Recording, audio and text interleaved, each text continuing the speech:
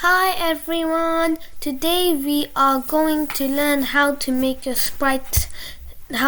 background turn into next background.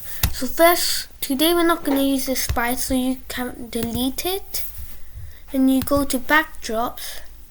You choose just random backdrops.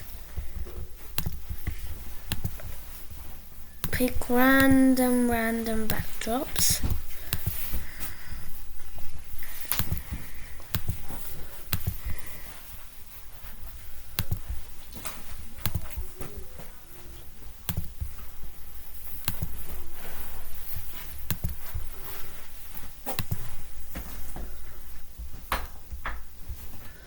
Okay, that's about how much numbers we need.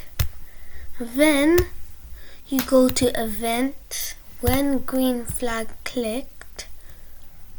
Then you go to control, forever. Then you go to looks, next backdrop, put it in. Then you go in like usual, you press the green flag. Now it's turning different backdrops.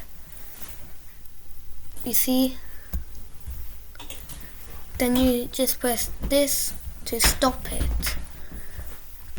Bye everyone!